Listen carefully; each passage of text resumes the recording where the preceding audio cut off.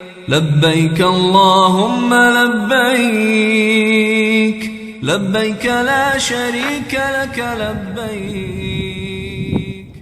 تو جناب یہ ہے غار ثور،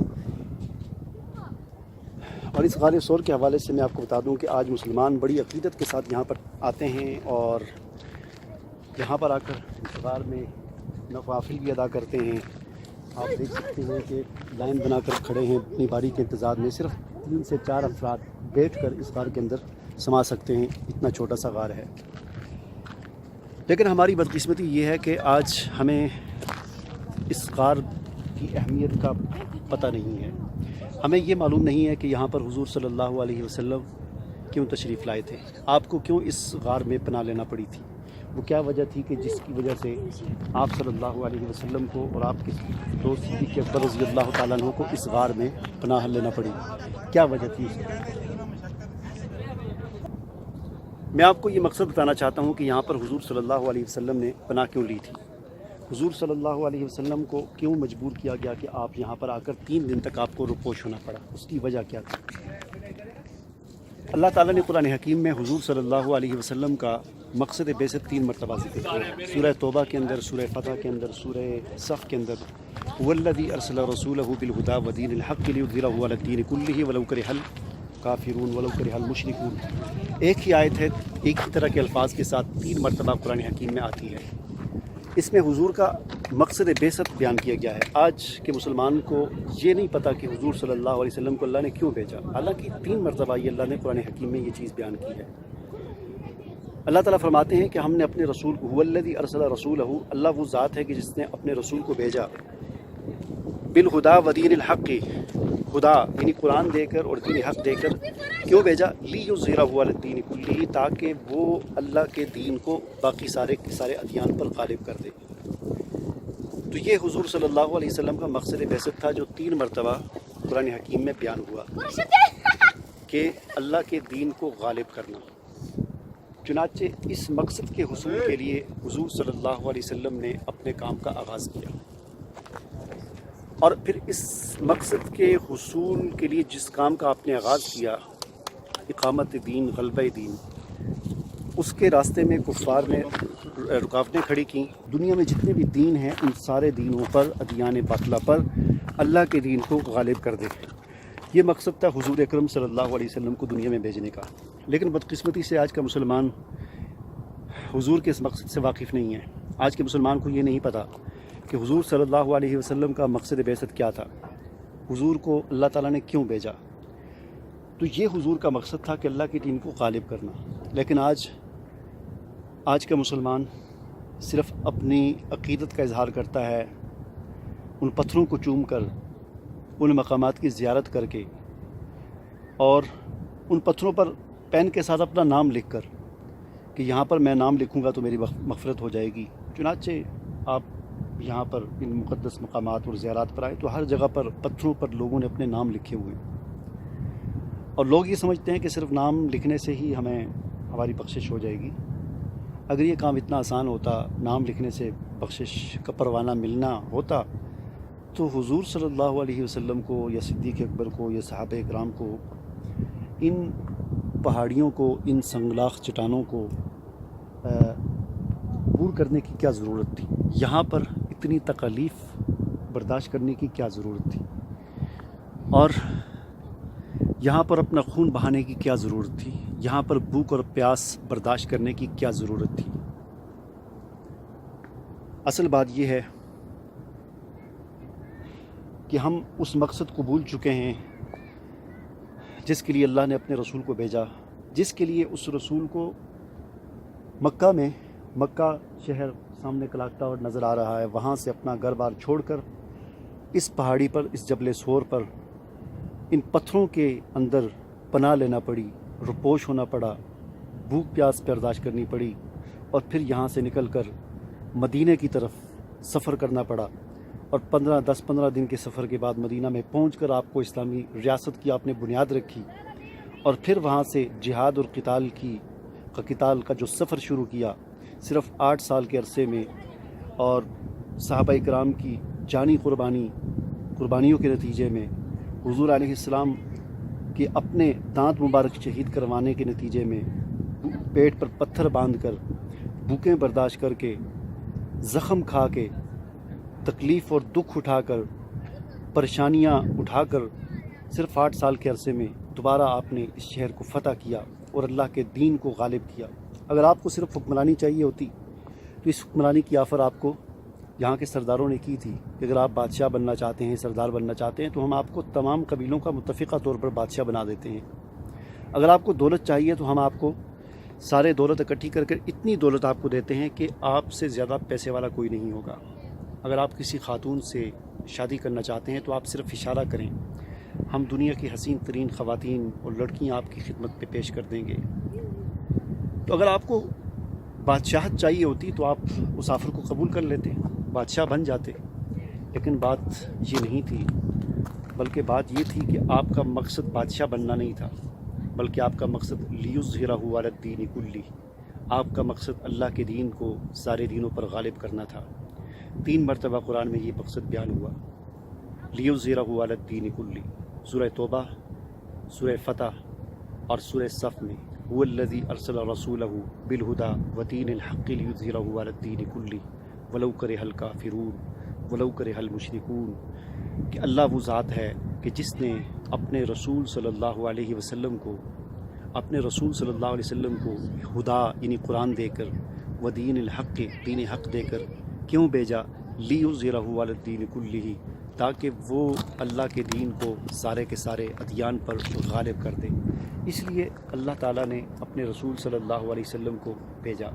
اس مقصد کے لیے آپ نے ان سنگلاخ چٹانوں کا انتخاب کیا جہاں پر راتیں گزاری، اور ان چٹانوں میں جس طرح کے بعض روایات میں آتا ہے کہ غار ثور میں پناہ کے دوران جو ہے وہ صدیق اکبر رضی اللہ تعالیٰ عنہ کے پاؤں کو بھی ایک سانپ نے ڈھسا تھا، اور اللہ کو صدیق اکبر رضی اللہ تعالیٰ عنہ کی یہ ادائیں کہ اپنے کاندھوں پر بار نبوت اٹھا کر اوپر آنا، اور پھر اپنے جو ہے آپ صلی اللہ علیہ وسلم کے سر کو اپنی جھولی میں رکھ کر آرام تکیہ فراہم کرنا، اور پھر سوراخ کو بند کرنے کے لیے اپنا انگوٹھا رکھنا، اور پھر سانپ کا ڈسنا، اور پھر کفار کا آ جانا تلاش کے لیے اور اس غار کے دھانے تک پہنچ جانا، اور پھر صدیق اکبر رضی اللہ تعالیٰ عنہ کا تھوڑا سا پریشان ہونا، یہ ساری چیزیں اللہ تعالیٰ کو اتنی پسند آئیں کہ اللہ تعالیٰ نے ان کا ذکر قرآن میں بھی کیا۔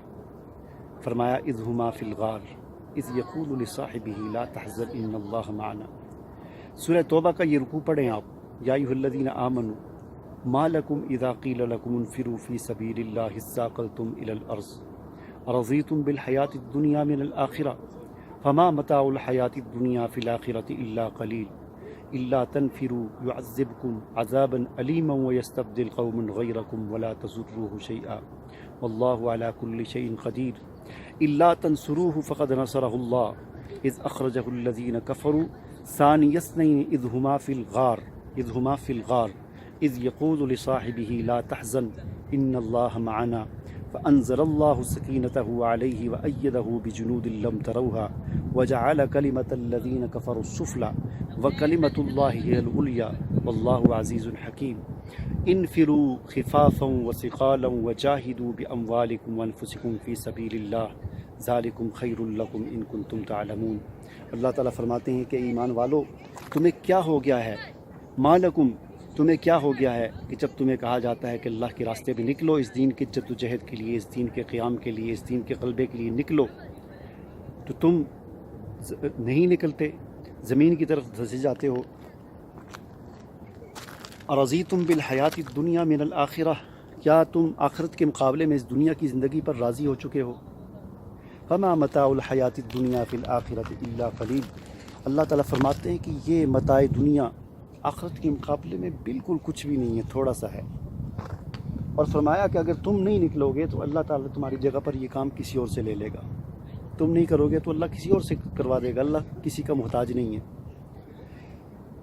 اور فرمایا کہ اگر تم اپنے رسول کی مدد نہیں کرو گے، آج دیکھیں ہم یہ تو کہتے ہیں کہ یا رسول اللہ مدد، آپ نے یہ نعرے سنے ہوں گے، پڑھے ہوں گے، لکھے ہوتے ہیں جگہ جگہ پر، یا رسول اللہ مدد، ہم رسول سے مدد کے طلبگار ہیں، لیکن قرآن حکیم میں کئی مقامات پر اللہ تعالیٰ ہمیں حکم دیتا ہے، ہم سے یہ تقاضا کرتا ہے اللہ تعالیٰ کہ ہم رسول کی مدد کریں. الا تنصروہ، اگر تم رسول کی مدد نہیں کرو گے تو کوئی بات نہیں. فقد نصرہ اللہ، اللہ نے تو مدد کی ہے اپنے رسول کی.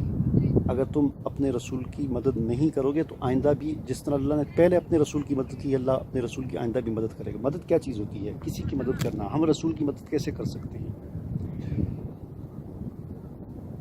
مثال کے طور پر میرا ایک کام ہے، میں کوئی کام کر رہا ہوں، میں مکان بنا رہا ہوں، یا میں کھدائی کر رہا ہوں، یا میں کنویں سے ڈول کھینچ رہا ہوں، کوئی بھی میں کام کر رہا ہوں، تو دوسرا آدمی آ کر میرے اس کام میں میرا ہاتھ بٹاتا ہے تو یہ میری مدد ہے. یعنی جو میرا کام ہے اس کو میرے ساتھ جو کرے گا تو یہ میری مدد ہے. رسول کی مدد کا جو تقاضا ہم سے قرآن میں بار بار کیا جاتا ہے، تو ہم رسول کی مدد کیسے کر سکتے ہیں؟ ہم رسول کی مدد ایسے کر سکتے ہیں کہ جو رسول کا کام ہے اس کام کو ہم کریں. اور رسول کا کام کیا ہے؟ هو الذی ارسل رسولہ بالہدی ودین الحق لیظہرہ علی الدین کلہ، اللہ کے دین کا غلبہ، اس دین کو سارے دینوں پر غالب کرنا، اس کی جدوجہد کرنا. یہ کام حضور نے 13 سال مکہ میں اور جو ہے وہ 10 سال مدینہ میں یہ کام کیا. 23 سال جو آپ کا کام تھا، آپ کا جو مشن تھا، وہ کام اگر ہم کریں گے تو گویا کہ ہم نے رسول کی مدد کی اور ہم رسول کی مدد کرنے والے بن جائیں گے. اور اگر ہم وہ کام نہیں کریں گے تو پھر صرف ان پتھروں کو چومنا یا ان پتھروں پر آ کر جو ہے وہ اپنے نام لکھنا، جیسا کہ اوپر آپ دیکھ سکتے ہیں کہ لوگ لکھ رہے ہیں، اور یہاں پر آ کر 2 رکعت نماز نفل پڑھنا، ٹھیک ہے، نفل پڑھنے سے ثواب مل جائے گا. ہماری نماز ہے، نفل نماز ہے، کہیں بھی پڑھ سکتے ہیں، اللہ تعالیٰ اس کا اجر دے گا. لیکن ہماری ذمہ داری پوری نہیں ہوگی.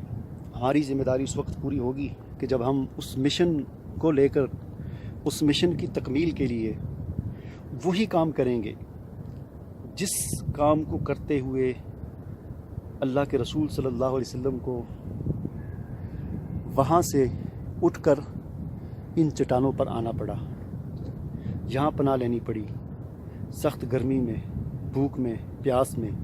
اور صدیق اکبر رضی اللہ تعالیٰ عنہ نے اپنے کاندھوں پر حضور صلی اللہ علیہ وسلم کو اٹھا کر نیچے سے اوپر اس پہاڑی تک پہنچایا. ابھی میں آپ کے سامنے آیا ہوں، مجھے تقریباً 35 سے 40 منٹ لگے ہیں، وہ بھی میں تیز رفتار آیا ہوں، ورنہ عام جو لوگ آ رہے ہیں وہ کوئی 1 گھنٹے میں پہنچ رہا ہے، کوئی 1.5 گھنٹے میں پہنچ رہا ہے. تو میں تیز رفتاری کے ساتھ آیا ہوں، اور پھر سیڑھیاں بنی ہوئی ہیں، راستے بنے ہوئے ہیں، جگہ جگہ پر آپ نے دیکھا لوگ راستہ بنا رہے ہیں.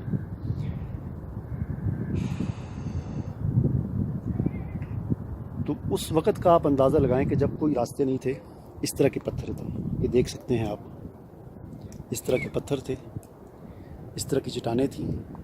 صدیق اکبر نے اپنے کاندھوں پر حضور صلی اللہ علیہ وسلم کو اٹھایا تھا اور نیچے سے اوپر تک پہنچایا تھا. ان کی قربانی کا آپ اندازہ لگائیں.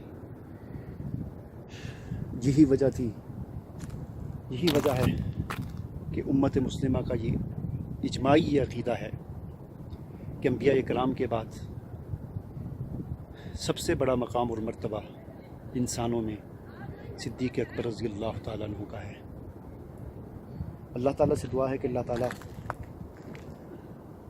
ان حضرات کی ان قربانیوں کے صدقے، ان قربانیوں کی طفیل ہمیں بھی اس مشن پر لگا دے، اپنی جان اور مال کو اس مشن پر لگانے کی توفیق عطا فرمائے اللہ تعالیٰ، جس مشن کے لیے ان 2 حضرات کو، حضور علیہ السلام اور صدیق اکبر رضی اللہ تعالیٰ عنہ کو یہاں پر پناہ لینی پڑی، جس مشن کی تکمیل کے لیے وہ یہاں آئے. اللہ تعالیٰ ہم سے بھی وہ کام لے. اللہ تعالیٰ سے دعا ہے کہ اللہ تعالیٰ ہماری سعی کو، ہماری جدوجہد کو قبول کرے. آمین. لبیک اللہم لبیک لبیک لا شریک لک لبیک ان الحمد والنعمة لك والملك